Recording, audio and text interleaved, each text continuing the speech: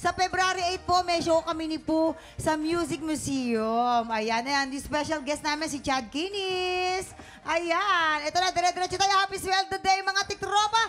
At para mas masaya ang pasok ng sweldo, aba, samahan natin yan ng chismisang may trivia. Let's play! Sang Tanong, Sang Sabog!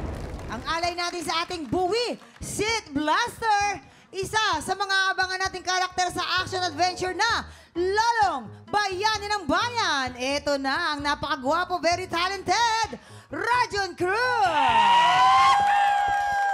Rajon, naku, imbitahan mo muna sila syempre sa nalalapit na Lolong. Go! Eto na guys, alam ko matagal yun ang inaabangan to. Ang dambuhalang pababalik ng #1 adventure serye, ang Lolong, sa January 20 na yan sa GMA Prime. Eto na, Rajon, ang katanungan, magpapasabog ka na ba? Yes, magpapasabog na ako. Dapat wala, magpapasabog ka ba ulit? Mukha mukhang masasabugan ulit eh. Eto na ang kanyang unang Sang Tanong! Sang Sabog! Noong elementary siya, anong diskarte ang ginagawa ni Shaira Diaz para kumita ng extra pera? A. Nagbebenta ng yema or B. Nagbebenta ng stationery? Ay, Siyempre. Mama, hindi ano? kasi nung nakaraan, di ba girls, nandito si Shaira. Naikwento niya, talagang gusto niya na rumarakit siya nung habang nag-aaral pa lang siya. Kaya nagbebenta siya ng stationery. Ah, talaga? Ngayon, Yes. pag gusto niyang mas kumita pa talaga ng pera ng mas matindi, yung stationery, lalagyan niya ng sagot sa loob. Totoo, kasi matalino si Shaira. Oo, At hindi lang yun, yung kumbaga, nanay niya, gumagawa ng Codigo. stickers. Oo, mamang, pero hindi yun pang cheat. Kumbaga, para mas kumbaga guide sa mga sagot. Para makapaganahan yung mga estudyante. Eme. Yes, Kuya Kim. Si Shaira talagang likas na napakamataas ang ambisyon niyan. Oo naman, mga Diaz eh. Oo, hindi lang yan, no? Nung high school pa lang yan, ang gustong ibenta niyan matindi. Real estate. Ay, talaga? High school pa lang yun. Sa school? Sa school, real estate Kaya ang bebentahan nga yung mga estudyante, mga Taray. teacher. Oo. Kaya lang, mahiyain. Alam mo bakit mahiyain? Bakit po, Kuya Kim? Shaira. Ay, kaya pala. Kaya ang binenta na lang, yema na lang. Yema Yema. na lang tininda. Oo, imbis na real estate. Pag binuksan mo yung yema, Yema. yung cover niyan, merong mga notes. Ano? Ang taray. Parang stationery lang. Parang stationary. Ayun. Oo. So, Rodjun, litong-lito ka na, no? Sobra, parang lahat totoo eh. Hindi ko alam kung kanino ko Kumusta maniniwala. So, paniwalaan mo na lang sarili mo. Para sa akin, nagbebenta ng yema. Yema. Yema. Tingnan natin, yema daw. Kabog or Hala! sabog? Hala! 5, 4, 3, 2, 1.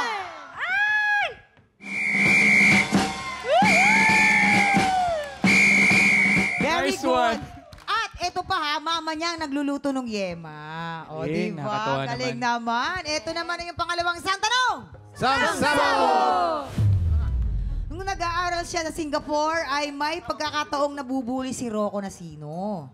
Anong ginawa ni Rocco para kaibiganin ng mga nambubuli sa kanya? A. Ginagalingan niya magsalita ng Mandarin. Or B. Pinakain niya ng adobo ang mga classmates. Ako palagay ko, pinakain ng adobo. Ayun, Pinakain ng Oo, kasi kahit adobo. sino naman makakain ng masarap na adobo, talagang hindi ka na... Oo, babae, tsaka babae. pinagmamalaki ng Pilipinas Oo, yun. parang Ang Pilipino. pinagmamalaki natin Adobo. yan. At Ayan saka ay yung mga pakiramdam. bully na yan, binubuli siya verbally.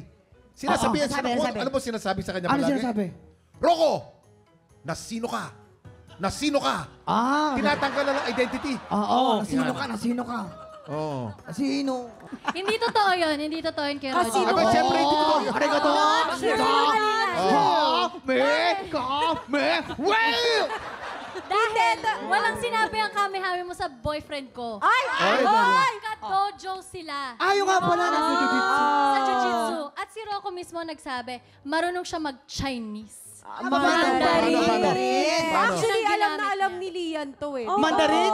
Alam ko, nag-iilong ko rin si Hindi, oo kasi. Di ba nag-Ilonggo siya? Parang yung Mailongga girl. Oo, may Kailan Ilonggo ba yan? Girl. 9:35 p.m. po yan sa GMA. Ayun. Pero yun nga, Mandarin nga. Kasi, di ba Mandarin? alam ko yung anak niya, tinuturuan niya mag-Mandarin din kahit bata pa. At saka para mas madali kang makisalamuha sa mga tao, kailangan matutunan mo talaga yung lengguwahe. I think yun ang pinakamatalinong pwede mong gawin sa lahat. Yes, para ma-impress sa'yo yung mga nambubuli sa'yo. Totoo. Kaya kung matalino ka, Kuya Rojon, sa amin ka makikinig. Ayun. Wow, kalain mo, Bahala ka, Rodjun. Rodjun. Sa tingin mo, sino ang pakikinggan mo sa kanila? Yung nagpakain ng adobo o yung nag-aral ng Mandarin? Matalino ako, kaya sa kanila ako makikinig. Tama. Si Rocco kasi, matagal ko ng kaibigan si Rocco. Alam ko na bukod sa magalingan, syempre aral yan sa mga jiu-jitsu, sa martial arts. Oh, Nakwento niya na rin sa akin dati na na nagmamandarin siya. nagmamandarin siya. Marunong siya magmandarin. Akalain mo. Sige, sure ka na doon, ha? Sigurado akong hindi ako masasabugan ngayon. Okay, tignan natin Itong kung round na tamang to. sagot niya. Nag-aral daw ng salitang Mandarin, Kabogor, Sabog in 5, 4, 3, 2, 1. Ang galing. Oo nga.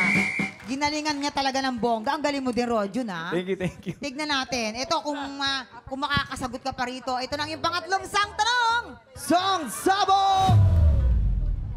Noong teenager siya, ay nakaka-experience si John Arcilla ng stage fright tuwing magpe-perform sa stage. Naku, Anong pinakakinakatakutan ni John Arcilla noon? A, baka madapa siya, or B, baka pumiyok siya. Ay!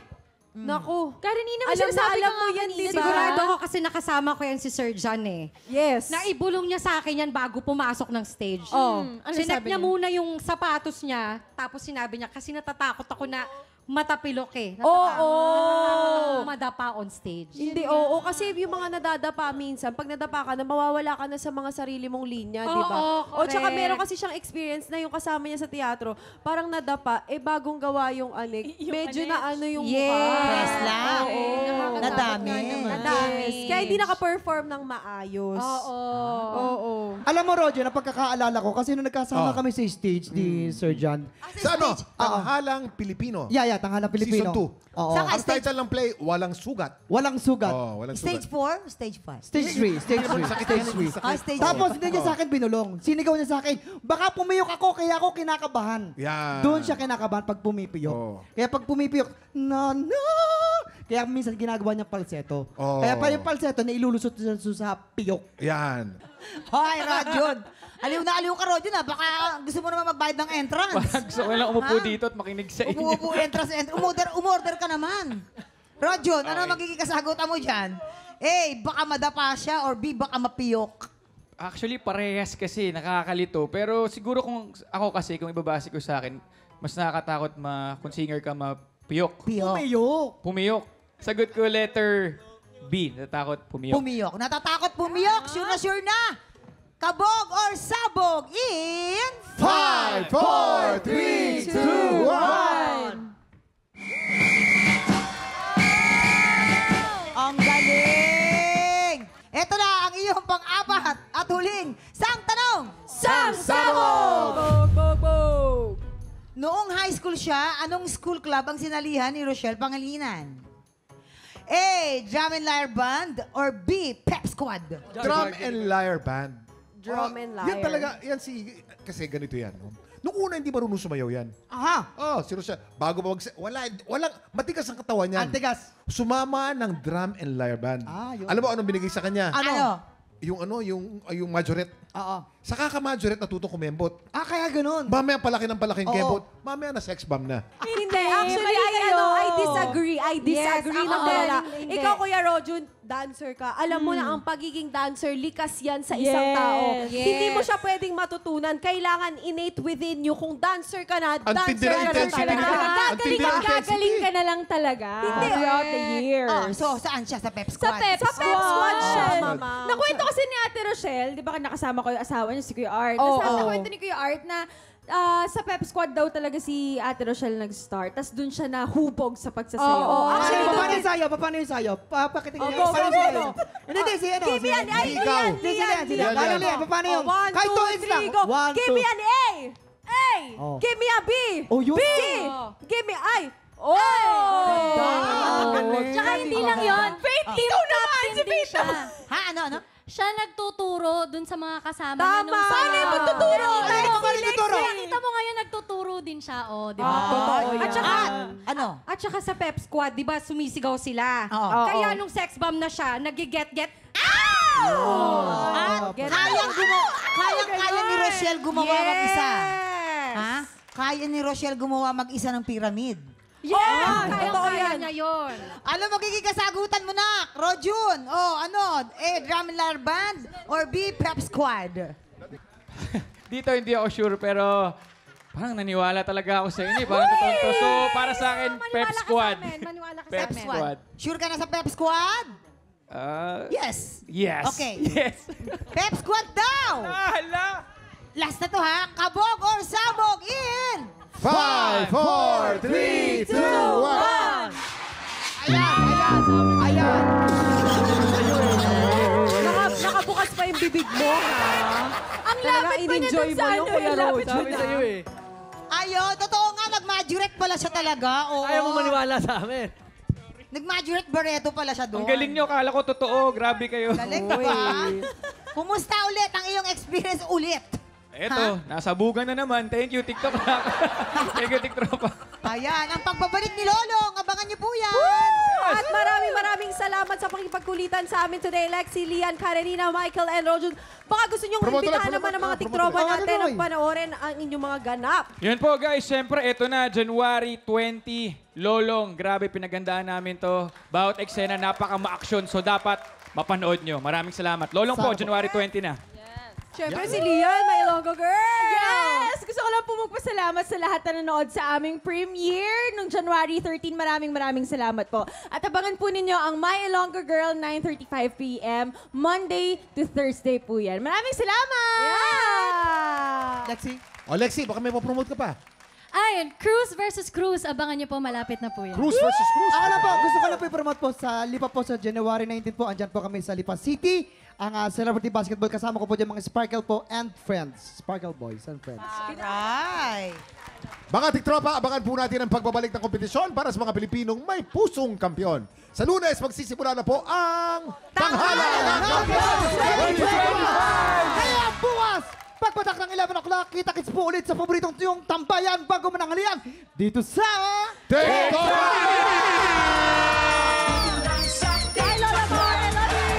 January 19, Lipa City! Pagkita kita tayo dyan!